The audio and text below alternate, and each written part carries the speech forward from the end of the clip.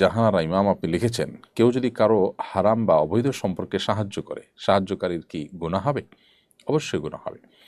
আমরা অনেকেই অন্যায় বা অপরাধে নিজে জড়াই না, কিন্তু অন্যকেও অন্যায় বা অপরাধে জড়ালে তার সহযোগী বা সহকারীর ভূমিকায় অবতীর্ণ হই।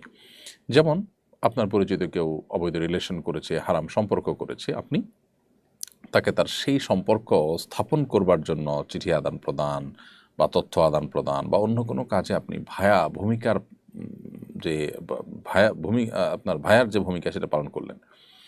কোনো প্রকার প্রত্যক্ষ কিংবা পরোক্ষ মদদ বা সহযোগিতা আপনি করলেন, এটি যদি আপনি করেন তাহলে সেক্ষেত্রে আপনি অবশ্যই গুনাহগার হবেন। কারণ নবী করিম সাল্লাল্লাহু আলাইহি সাল্লাম বলেছেন আমাদেরকে সৎ কাজে একে অন্যের সহযোগী হতে। আবার একইভাবে তিনি বলেছেন, মান সান্না সুন্নাতান সাইয়্যাহ, যে ব্যক্তি কোনো খারাপ কাজের উদাহরণ সৃষ্টি করলো বা ধারা সৃষ্টি করলো, ফালাহু উইজরুহা ওয়া উইজরু মান আমিলা বিহা, তাহলে যে ব্যক্তি তার এই ধারা শুরু করার মাধ্যমে যত মানুষ খারাপ কাজ করলো তাদের সবার দায়ভার তাকে নিতে হবে। তো আপনি এখানে একজন একটা খারাপ কাজ করবে, সেটার যদি ধারা চালু করার ক্ষেত্রে ভূমিকা রাখেন, সেক্ষেত্রে দায়টা আপনার আসবে।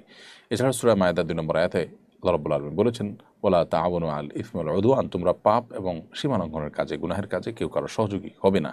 অতএব আপনি নিজে পাপ না করলে অন্য কেউ পাপ বা অপরাধ করলে সে কাজে আপনি সহযোগিতার ভূমিকায় বা সহযোগীর ভূমিকা আপনি অবতীর্ণ হতে যাবেন না।